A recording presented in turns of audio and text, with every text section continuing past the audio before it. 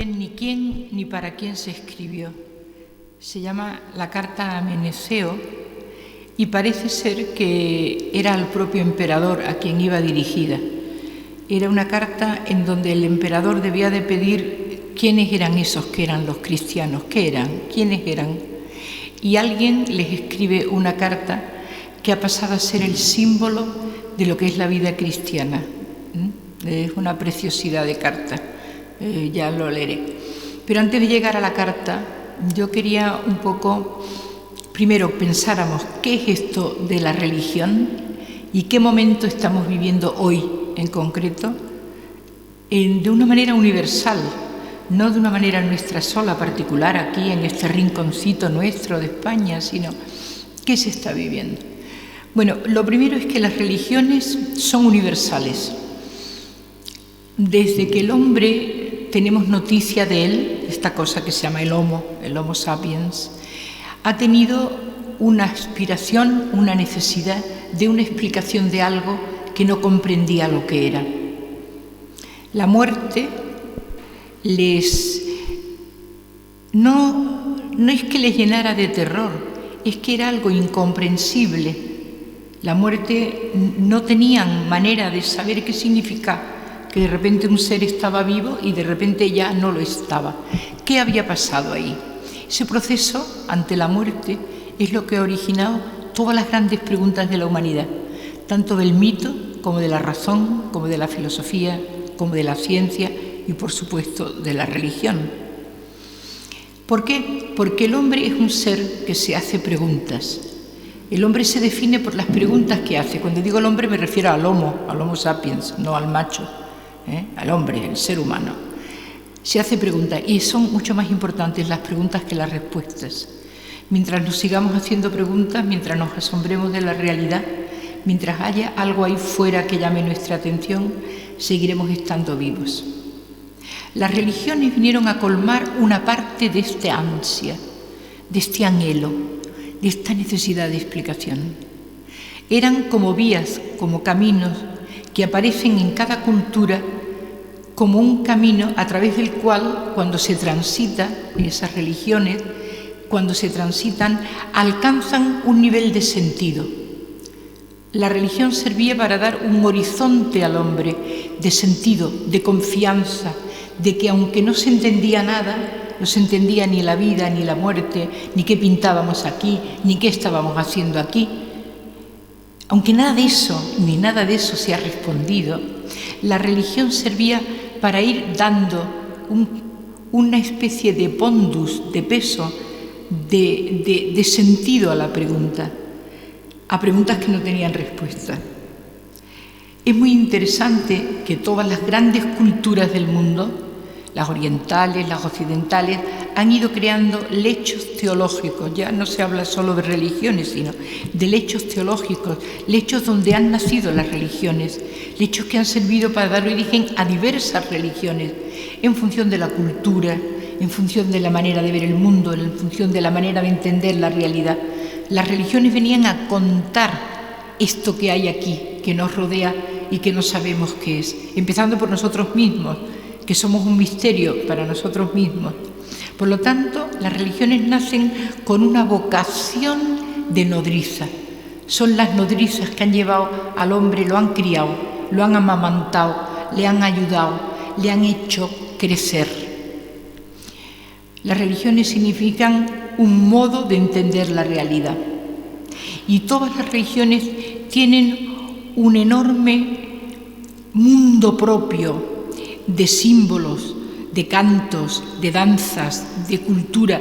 Lo que a nosotros nos parece muy propio nuestro, de nuestra cultura cristiana, pues resulta que en otros países no solo no lo conocen, ahora ya sí porque es una aldea global, se conoce todo en todas partes, pero hasta hace muy poco tiempo cada religión se circunscribía a su terreno geográfico, que no es solo terreno geográfico, sino terreno cultural, terreno humano. Y ellos iban creando una serie de ritos, una serie de oraciones, una serie de gestos que servían para hacerse cargo de la insignificancia del hombre, de la pequeñez humana ante la muerte, ante el sufrimiento, y darse cuenta que ahí no podía acabar la cosa. La cosa no podía ser solo muerte, sufrimiento, desolación, finitud. Eso lo hemos sabido los hombres desde siempre. La humanidad ha tenido que responder a esto. Las religiones venían a completar ese deseo, esa ansia. Nosotros, en nuestro alrededor, vivimos en una constelación de religiones llamamos abrahámicas, pues en las tres grandes constelaciones, ¿no? Desde el judaísmo al islam, al cristianismo, que han venido a conformar la historia de lo que llamamos Occidente y la historia con su cultura religiosa muy profunda. ¿Cuál es la novedad de estas religiones? ¿Qué es lo que añaden? Añaden la presencia de un Dios como persona, de un Dios que es Padre, hermano, pero sobre todo amigo y amante. Es una pena que muchas veces la cultura religiosa que se nos ha enseñado ha sido siempre una cultura más bien de obligación, de débito. Dios se le consideraba un ser que estaba ahí fuera, no se sabe muy bien por qué estaba fuera. Dios nunca ha estado fuera. Si Dios ha estado en algún sitio, ha sido dentro. Pero eso casi no nos lo han enseñado. Entonces, ante ese Dios que estaba fuera, había que rendir una serie de cuentas. Eso ha ido estropeando la doctrina, ha ido mortificando la doctrina, le ha ido quitando toda esa grandeza que tienen las tres grandes religiones abrahámicas, las tres, de un Dios creador, de un Padre amante, de un Padre que se preocupa. Resulta que tenemos la suerte de haber recibido una tradición muy cercana a nosotros, que es la cristiana, que es donde hoy me voy a mover, porque aquí estamos en un ámbito de religiosidad cristiana, aunque yo habitualmente hablo en ámbitos o bien agnósticos o bien de multitud de religiones. Pero hoy estamos en un ámbito cristiano. Y la suerte de este ámbito, la novedad que supuso también el ámbito cristiano, es que Dios, esa cosa incomprensible, inconmensurable, inmensa, si se definía por algo, era porque era amor. Amor en toda su extensión, amor erótico, amor filial, amor de hermano, de amigo, el amor y el amor compasivo, el amor de la compasión que inspira el otro, el amor que inspira lo otro que tiene uno delante. Por lo tanto, tenemos la suerte, en este caso, de haber nacido en un lecho teológico donde lo que define la relación del hombre con esa otra cosa que llamamos Dios, pero en el fondo llamamos Dios porque no sabemos cómo llamarlo. Dios no es nada. Dios es un sincategoremático, dirían los gramáticos. Detrás de eso no hay nada. No sabemos lo que estamos diciendo cuando decimos Dios. No lo sabemos. Y no lo sabemos porque es una cosa que no puede abarcar el entendimiento. Decía Agustín de Hipona que a Dios se le ve con el amor, no con el entendimiento. Nosotros no podemos comprenderlo, ni entenderlo, ni saber muy bien lo que estamos diciendo. Y Casiano, un monje del siglo III, decía: cuando uno cree que sabe muy bien a quién reza, no reza. Es decir, no sabemos. Hay toda una línea en la teología que se llama línea apofática. Dios sabemos mucho más lo que no es que lo que es. Pero si hay algo que sabemos en nuestra tradición, es que es Dios amor. No es que sea amor, sino que es el amor. El amor que sentimos por nuestros amigos, amantes, niños, personas mayores, el amor que sentimos de simpatía, de afecto, de empatía, eso es Dios. Dios no es otra cosa que eso. Ángelus Silesius en el siglo XVI decía: a Dios es amor porque no le queda más remedio que serlo, no puede ser otra cosa. Es eso, es el amor. Bueno, pues nuestro lecho teológico, que es el cristianismo, tenemos la enorme gracia. Yo creo en la gracia, profundamente creo en la gracia, en lo gratuito de Dios. Dios se ofrece gratuitamente, Dios no pide nada a cambio. En contra de cómo nos han educado, Dios no pide nada a cambio. Dios se da todo, Dios es puro don, don, darse de sí mismo, superabundancia de ser. Dios es lo que es en toda su plenitud siendo y dándose. Él no pide nada a cambio. ¿Qué está pasando hoy? ¿Cómo estamos viviendo toda esta larga tradición? Pues hoy estamos viviendo un momento de profunda oscuridad. En el año 47, que fue el año que nací yo, se dio una conferencia muy famosa en Buenos Aires de un filósofo, Martin Buber, que se tituló La oscuridad de Dios. Y esa oscuridad de Dios, que luego se ha publicado miles de libros y de revistas, viene a decir que el hombre contemporáneo, después de la Segunda Guerra Mundial, se ha quedado sin mediación religiosa. No tenemos todos esos elementos mediadores de las religiones que nos han servido para conectarnos con esa otra cosa, han ido perdiendo significado. Si ustedes salen a la calle y le preguntan a cualquier persona qué significado tiene alguna cosa profunda de religión, probablemente se quedaría asombrado porque no sabría contestar. Nuestra cultura tiene un gran desconocimiento de las mediaciones religiosas y ha dejado de sentir y de practicar, en el sentido legítimo de la palabra practicar, que no eso es la práctica de un ritual más o menos, eso no es la práctica es una cosa mucho más seria, de profundidad, no sabría decir. Estamos viviendo un momento de auténtica oscuridad de Dios. Dios no aparece por ningún sitio, Dios no se le ve, no se le oye. Vivimos en el silencio de Dios, en la oscuridad de Dios. Martín Velasco, que ya está muy viejecito, pero es de los grandes fenomenólogos de la religión, de los que han escrito sobre mística en estos 30 últimos años, dice que vivimos una deforestación del mundo religioso. Nos hemos quedado en el desierto, deforestados, no tenemos medios. En otros siglos, hasta el XVII, sobre todo en Europa, ya que estoy hablando en un contexto cristiano, en la parte religiosa que nos atañe a nosotros, que es Europa, hasta el siglo XVII aparece una religiosidad donde todo hablaba de Dios. Ha ido por una serie de problemas históricos que yo no voy a analizar aquí, todo eso se ha ido perdiendo. Y hoy, ustedes y yo, estamos viviendo una situación de no mediación, de no mediaciones religiosas, de soledad con respecto a Dios y de su silencio. Entonces la pregunta es,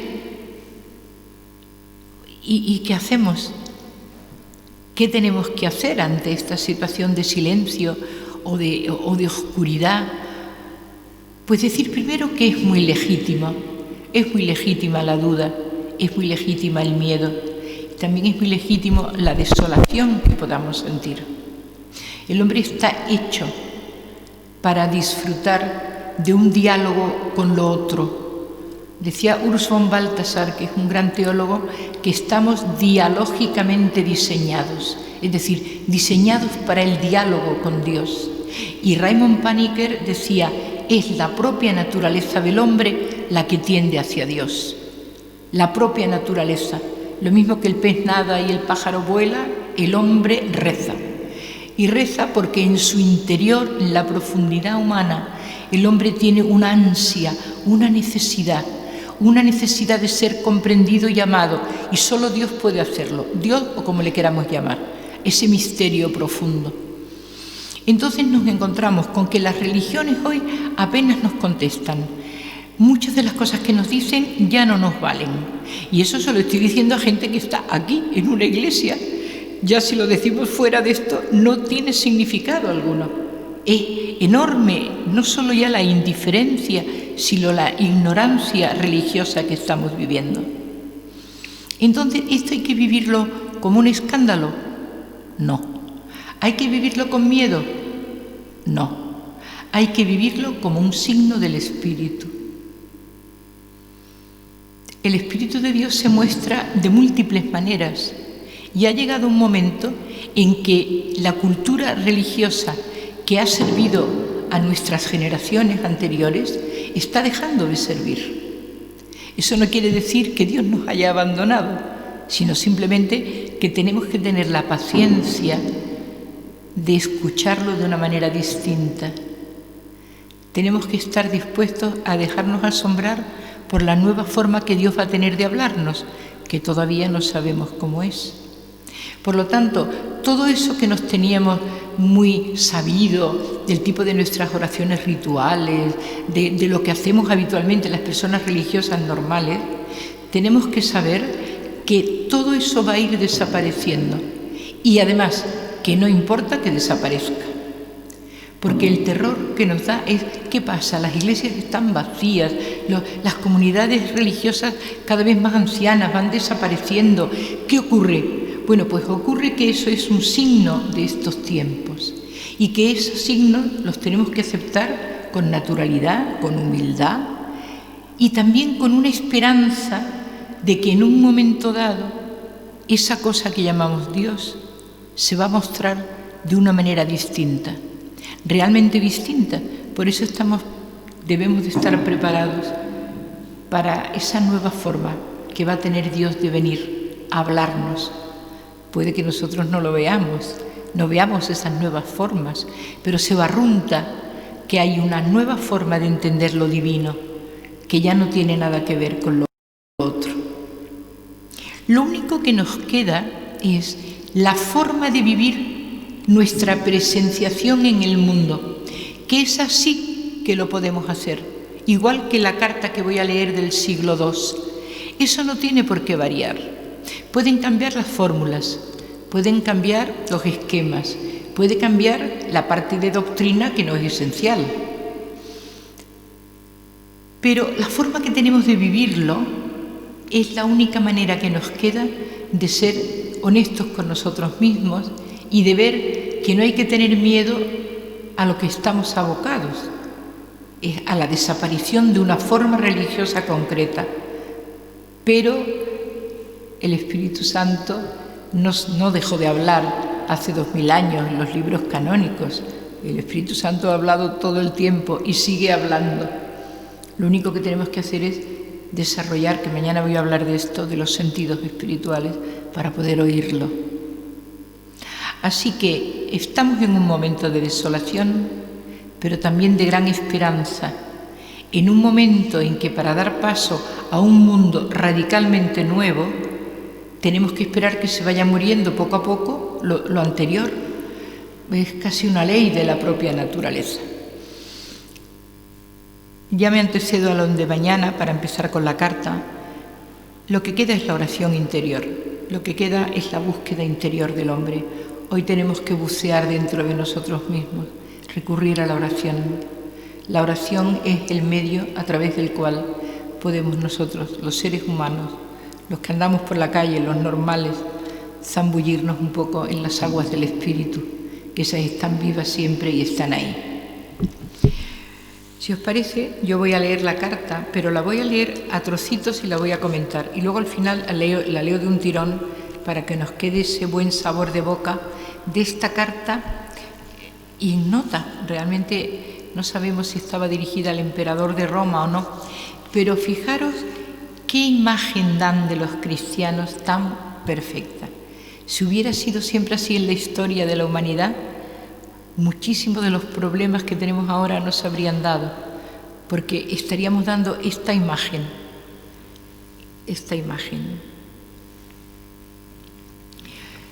La carta dice, parece que le escribe un tal Diogneto, pero no sabemos quién es Diogneto. O sea, se llama así, si ustedes la buscan, pero no sabemos quién es Diogneto. Los cristianos, dice la carta, no se distinguen de los demás hombres, ni por el lugar en que viven, ni por su lenguaje, ni por sus costumbres. Es decir, el lenguaje que usamos es el de todo el mundo y vivimos en las ciudades. El hombre cristiano, el ser cristiano, para no hablar del hombre, el ser cristiano vive en este mundo. Nunca, no hay una sola frase evangélica que nos diga que nos tenemos que apartar del mundo. Tenemos que vivir en el mundo sin ser del mundo, que es lo que va a decir la carta, pero hay que vivir en el mundo. Somos del mundo, estamos en él Y, por ejemplo, ustedes y yo nos han puesto en el siglo XXI, 20-21, unos más jóvenes, otros más viejos, estamos viviendo el final del siglo XX, principios del siglo XXI. Y aquí es donde estamos. Y si aquí es donde estamos, aquí es donde tenemos que vivir. No hay que pensar, ¡ay, qué bonito si yo hubiera vivido en el siglo no sé cuánto! ¡Uy, qué fácil me hubiera sido! No, ni fácil ni difícil. Somos lo que somos aquí, en este siglo y ahora. Los cristianos no se distinguen de los demás hombres, ni por el lugar en el que viven, ni por su lenguaje, ni por sus costumbres. Ellos, en efecto, no tienen ciudades propias, ni utilizan un hablar insólito, ni llevan un género de vida distinto. Es decir, no están encerraditos en una ciudad fortificada, perfectos y limpios, y viviendo con un lenguaje esotérico. No. Ellos viven en todas las ciudades del mundo. Su sistema doctrinal no ha sido inventado por un sabio. Viven en ciudades griegas y bárbaras, según les cupo en suerte. Siguen las costumbres de los habitantes de cada país, tanto en el vestir como en todo de su estilo de vida. Y sin embargo, aquí ya viene el sin embargo, dan muestras de un tenor de vida admirable. Viven en todas partes, visten como todo el mundo, hablan como todo el mundo, pero, sin embargo, dan muestras de un tenor de vida admirable y, a juicio de todos, increíble. Habitan en su propia patria, pero como forasteros. Es decir, somos del mundo, pero no. Estamos en él, pero no somos. Vivimos de paso. Esto es una cosa que aparece en la tradición cristiana desde el principio. Este no es el lugar de nuestro fin del viaje. Esto es parte del viaje, pero no el fin del viaje. Habitan en su propia patria, pero como forasteros. Toman parte en todo como ciudadanos que son, pero lo soportan todo como si ellos fueran extranjeros, es decir, como si estuviéramos de paso. Toda tierra extraña es patria para ellos, pero están en toda patria como una tierra extraña. Se casan igual que todos y engendran hijos, pero no se deshacen de los hijos que conciben. Tienen la mesa en común, pero no el lecho. Fijaros que está hablando de costumbres romanas que entonces eran muy habituales. Por ejemplo, los niños expósitos eran los que cuando una vez que se concebían hijos que no se querían tener, se exponían. En la puerta de las casas había una especie de piedra de mármol donde se ponía una cunita y el niño nacía y te ponían allí. El primero que pasaba te podía coger. Eso significa expósito, expuesto, estar expuesto. Era una costumbre romana que duró hasta la Edad Media, muy tardía. Es decir, dice, ellos conciben a los hijos, pero los crían y los aman. Y tienen la mesa en común, pero no el lecho. Es decir, está hablando ya de un tipo de castidad interior del matrimonio cristiano. Comían en común, pero no participaban en el lecho todos juntos. Viven en la carne, pero no según la carne. Viven en la tierra, pero su ciudadanía está en el cielo. Obedecen las leyes y con su modo de vivir superan a veces estas leyes. Aman a todos, pero todos les persiguen. Se los condena sin conocerlos. Se les da muerte. Estamos viviendo en pleno siglo II, en pleno martirio. Se les da muerte y con ellos dicen que reciben la vida. Son pobres, sin embargo enriquecen a muchos, carecen de todo y abundan en todo lo demás. Sufren la deshonra y ello les sirve a ellos de gloria. Sufren detrimento en su fama y ello atestigua su gran justicia. Son maldecidos y sin embargo bendicen, son tratados con ignominia y ellos a cambio devuelven el honor. Hacen el bien y son castigados como malhechores, y al ser castigados a muerte se alegran como si se les diera en ese momento la vida. Los judíos los combaten como a extraños y los gentiles los persiguen. Y sin embargo, los mismos que los aborrecen no saben explicar por qué motivo. Fijaros qué dura es la situación. Estamos hablando de los cristianos del siglo II y es admirable la forma de vivir. No ha dicho nada nuevo, lo que ya sabíamos. vivir con dignidad, vivir dentro del mundo sin ser del mundo, admitir, perdonar, amar, bendecir, y si te hacen mal, devolver el bien. Todos los que estamos aquí hemos oído esto toda la vida, y sin embargo aquí de repente en esta carta que tiene 1000 y pico años, 1800 años, aparece reflejado.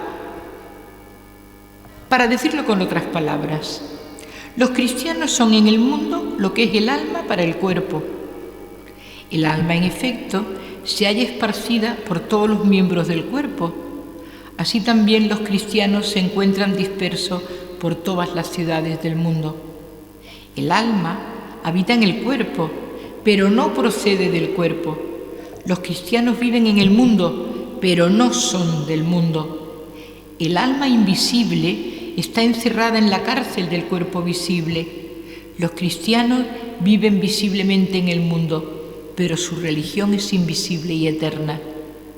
La carne aborrece y combate al alma, sin haber recibido de ella agravio alguno, solo porque le impide disfrutar de los placeres. También el mundo aborrece a los cristianos, sin haber recibido agravio de ellos, porque se oponen a los placeres propios. El alma ama al cuerpo y a sus miembros, a pesar de que se le aborrezca. También los cristianos aman a los que le odian. El alma está encerrada en el cuerpo, pero es ella la que mantiene unido al cuerpo. También los cristianos se hallan retenidos en el mundo como en una cárcel, pero ellos son los que mantienen la trabazón y el orden del mundo. El alma inmortal habita en una tienda mortal. También los cristianos viven como peregrinos en moradas corruptibles, mientras esperan la incorrupción celestial. El alma se perfecciona con la mortificación. Los cristianos están constantemente mortificados por los demás, pero ellos se multiplican cada vez más y más. Tan importante es el puesto que Dios les ha asignado en la historia, y a ellos no les es lícito desertar de esta misión. Fijaros qué carta tan preciosa. No tiene desperdicio si se analiza. Viene a decir cómo en realidad es la vida del cristiano. Y fijaros que no ha hablado en absoluto ni del pecado, ni de esas cosas de esta especie de doctrina que hemos recibido tan pobretona nosotros del siglo XIX, ¿verdad? Una religiosidad más bien basada en el miedo, en el pecado, en el estar siempre pendientes de si Dios me está observando, un Dios que juzga, un Dios... Nada de esto aparece en el Evangelio. No sé por qué. Por eso la religión como está tiene que desaparecer. Tiene que desaparecer porque hemos tomado una deriva que no era la auténtica. Tenemos que volver al origen. Tenemos que volver a la pequeña humildad del hombre que vive en el mundo sin serlo, con la connaturalidad de vivir como hijos de Dios y vivir en una situación de paz. Nosotros últimamente vivimos en una situación de guerra con nosotros mismos, de guerra con lo que nos rodea. Y hoy lo que importa, lo que sería necesario en la actualidad, sería volver a la paz interior del hombre que tiene un comportamiento que nace del interior, no del exterior.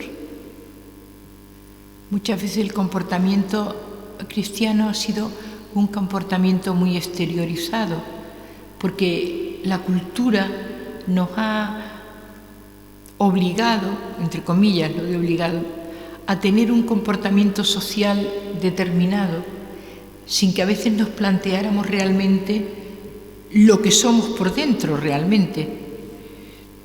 Hoy se tiende mucho a la experiencia. En todas las culturas, sobre todo en el mundo occidental, donde Dios parece que se ha ocultado definitivamente, hay muy pocas culturas religiosas. Hay, sin embargo, una ansia de espiritualidad enorme. Yo a veces hablo a 1200 personas que no se dicen cristianas y vienen a oír cursos de espiritualidad. ¿Qué quiere decir eso? Que hay un ansia porque el Espíritu Santo llama desde dentro, no desde fuera. El Espíritu impulsa la búsqueda de la vida desde dentro de cada ser humano. Impulsa a la felicidad. Estamos hechos para ser felices. Hemos nacido para ser felices. Hemos nacido para la plenitud. No para estar obedeciendo a un Dios que está con una vara esperando que te equivoques, sino que hemos nacido para llevar a la realidad la plenitud del ser humano. Y la plenitud del ser humano es llevar a la vida cotidiana, lo que somos. Yo acabaría resumiendo diciendo que hoy se tiende mucho más al pensamiento místico, al pensamiento experiencial, al pensamiento íntimo, que a una religiosidad exteriorizada. No quiere decir que lo que hagamos en la religiosidad exteriorizada esté mal. Yo diría que no es suficiente. Tenemos que intentar encontrar una paz que venga de nuestro estar contentos con nosotros mismos. Si hay algo que define la teología del espíritu es la alegría. Alegría significa ligero, estar ligero. Estar alegre significa no pesar, no pesas. La alegría te hace estar alegre, es decir, no tener peso, estar volátil. Y eso es el signo del Espíritu Santo. Y hoy entramos en la época del Espíritu. Ya sabéis que Joaquín de Fiori dijo que íbamos a pasar por 3 grandes momentos de la historia tremendos, de muchos siglos. El momento del Padre, que es el Antiguo Testamento, el momento del Hijo, que es el Nuevo Testamento, y ustedes y yo estamos entrando en la edad del Espíritu Santo, en la era del Espíritu, en la era de la alegría, en la era de la liviandad cultural y religiosa. Pero eso no quiere decir, liviandad no quiere decir ser blandos, no, quiere decir ser, alcanzar la plenitud del ser espiritual en plenitud, no por normas, sino por la exigencia interior del hombre que quiere alcanzar. Y como decían los padres del desierto, hay que intentar ser justos mucho más que perfectos. Voy a terminar invocando al Espíritu Santo, que a mí siempre Agustín de Hipona me parece muy ilustrativo cuando habla del Espíritu. Respira en mí, oh Espíritu Santo, para que mis pensamientos puedan ser todos santos. Actúa en mí, oh Espíritu Santo, para que mi trabajo también pueda ser santo. Atrae mi corazón, oh Espíritu Santo, para que solo ame lo que es santo. Fortaléceme, oh Espíritu Santo, para que defienda todo lo que es santo. Y guárdame, pues, oh Espíritu Santo, para que yo mismo siempre pueda ser contigo santo. Pues amén y gracias por oír.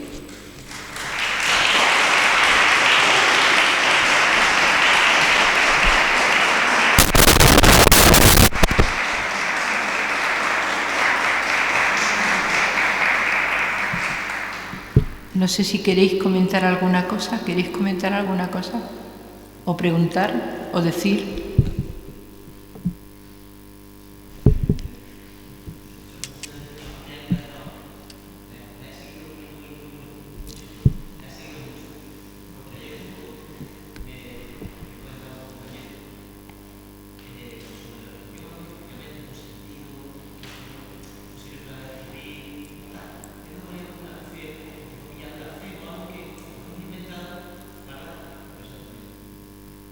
Bueno, yo creo que esta misma actitud de este amigo tuyo es muy común y muy extendida, pero ya el mismo hecho de tener esa ansia de declarar que lo tuyo es suerte, es que lo mira con un poco de nostalgia, mira con un poco de nostalgia esa realidad.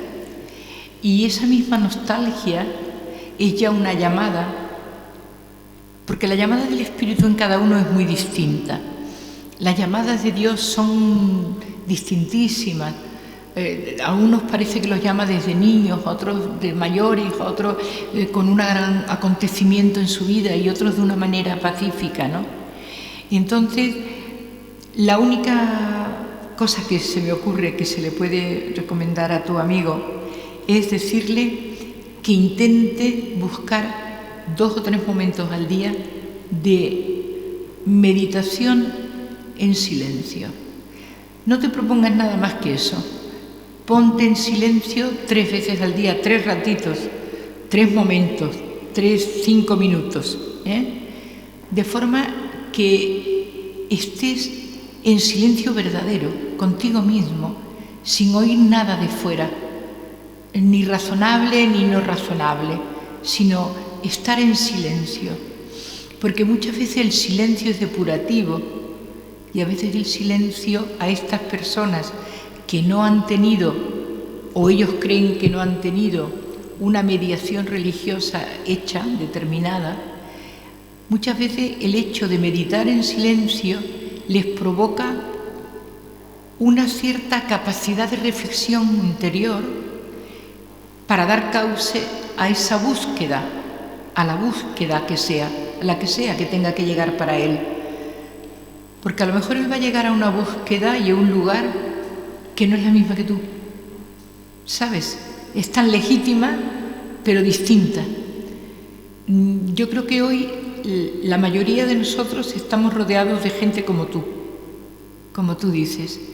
Y a mí se me ocurre que aparte de ese consejo, si él lo pide y habla contigo de eso, y presentar nosotros nuestra vida como esta carta dice, no comprensible para los demás, que nuestro comportamiento tenga tal actitud de desnudez interior que no les quede más remedio que aceptar que vivimos de una manera distinta, incomprensible, dice la carta, de esa manera que no se puede explicar. El valor del contagio, ahora que hablamos estos días tantos de contagio, también vale para la vida espiritual. La vida espiritual también es contagiosa. Si tú vives de una manera determinada, aunque no hables mucho, aunque no adoctrines mucho, hay formas que uno hace por contagio. Si te ven que eres feliz, si ves que vives en paz, que vives una vida plena, esas otras personas al primero se asombran de esa plenitud o de esa paz o de esa tranquilidad y luego intentan preguntarse por qué uno vive así. Y yo creo que es importante el tema del contagio, del ejemplo vivificante que se llama del espíritu, ¿no? Vivir una vida suficientemente atractiva como para que a otros les merezca la pena probar si tienes razón o no. ¿Sabes? Vivir de forma que el otro diga, bueno, pues esta forma de vivir puede que me compense, ¿no? Puede que...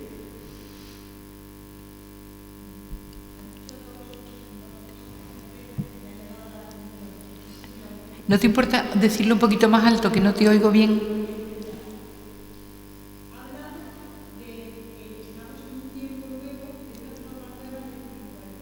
Sí.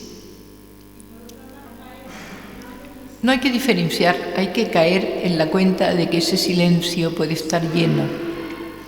Hay una mujer episcopaliana que se llama Cynthia Warburg, que ha escrito mucho sobre una cosa que ella llama la oración centrante. Y la oración centrante consiste precisamente en un rato de silencio en que uno pone todo el interés en una palabra sagrada, de forma que esa palabra sagrada se vaya convirtiendo a lo largo del día sin darte cuenta en ti en oración. Y centrante porque tienes que estar centrada en lo que esa palabra significa para ti. Palabra puede ser cualquiera, porque cada uno de nosotros nos dicen una cosa. Entonces, el motivo de esa oración centrante de esta mujer, que es episcopaliana, de la Iglesia Episcopaliana de América del Norte, es encontrar la razón de la oración del silencio. Es decir, la razón de la oración del silencio es poner toda tu atención e intención en llegar a ese punto que tú llamas Dios, y que consiste en estar continuamente en esa búsqueda de esa presencia. Entonces, a lo mejor una práctica de silencio con una palabra sagrada que te ayude a llegar a esa presencia, aúna las dos cosas. No se trata solo de estar dentro de ti, porque si dentro de ti no hay nada, no vas a ningún sitio. Pero es que dentro de ti está el Espíritu. No está fuera, está dentro. Y entonces, si no te quedas en la parte psicológica, que es donde se queda mucha gente, en la parte psicológica del ego, y se llega al centro de uno mismo, allí te encuentras con una realidad, ¿no? En mis entrañas dibujado, dice Teresa de Jesús, el tema de la imagen, eso daría para que tuviéramos una charla preciosa sobre la teosis. Dios está dibujado dentro de nosotros, está dibujado, literalmente marcado, como las reses cuando se les marca. Estamos marcados por Dios. Nosotros tenemos el sello de la divinidad, lo que hace falta es buscarlo. Estamos marcados desde toda la eternidad y cada uno con un sello propio. Estás nombrado con un nombre propio. Esa piedrecita del Apocalipsis, allí que aparece, ¿verdad? La piedrecita blanca, esa piedrecita está hecha para ti desde toda la eternidad. Estás marcada por ella. Tú eres ya un ser marcado por la divinidad. Lo otro son procedimientos para encontrarla. Lo otro son procedimientos de búsqueda. Lo que pasa es que hoy hay mucha gente que no sabe bien lo que busca. No solo se puede aunar, sino que se debe aunar el silencio con la búsqueda y el silencio con esa parte de Dios que hay en mí, que está recóndita y escondida, velada, sin duda. Por eso hay que hacer oración. Es que eso es la oración, es sumergirse ahí hasta buscar, bucear en los mares de dentro de cada uno, hasta llegar a ese nombre que Dios ha elegido para ti desde toda la eternidad. Solo único. No somos repetibles, no hay un solo hombre repetido. No.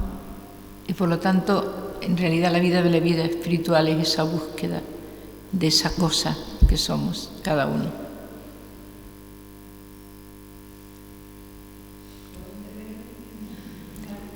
Dime. Sí.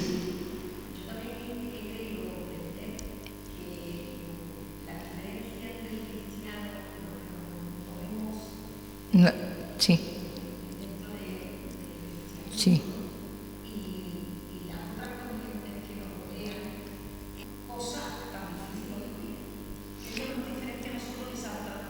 Exactamente. Sí, sí, sí.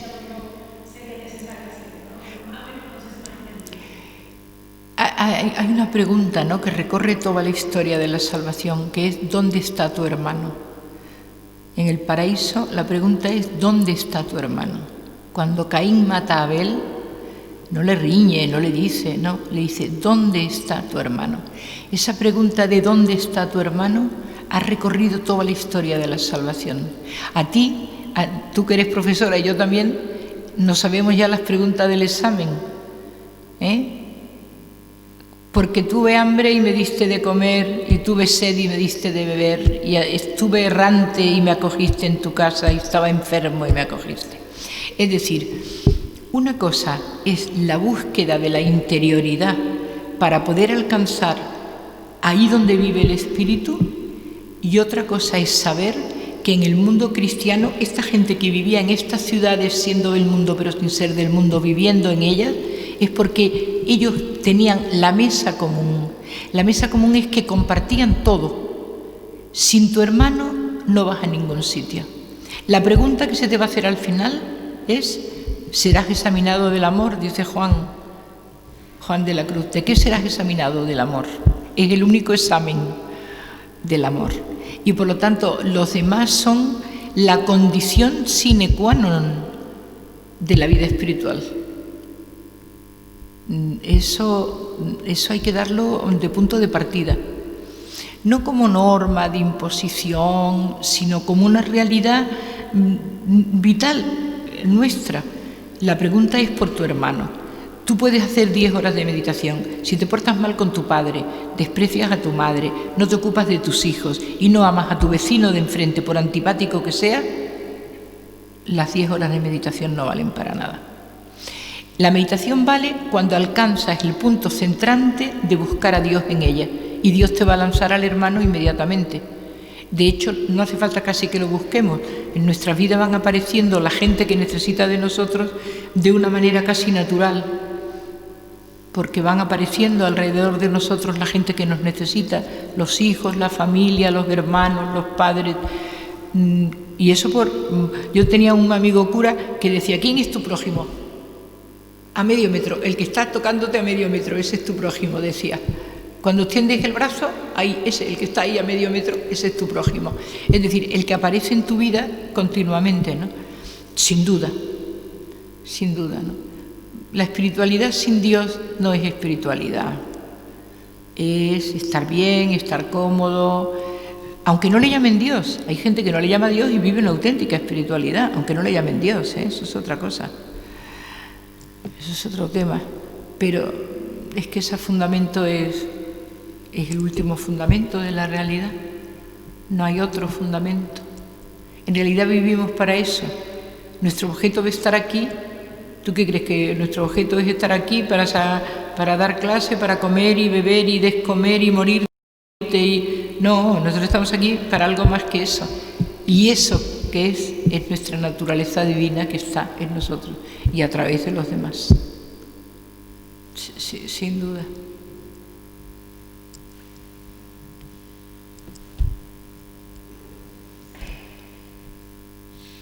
Pues muchas gracias por venir y por este rato de charleta que hemos pasado tan estupendo. Muchas gracias. Mañana os veo. Mañana hablaremos de los sentidos espirituales. Gracias. Gracias, María, también. Ya estoy aquí. Ya estás aquí. Gracias, María. El Señor te bendiga. Sí, gracias. Tú tienes el don de la ubicuidad porque estás en 2 o 3 partes a la vez. Gracias a todos. Buenas noches.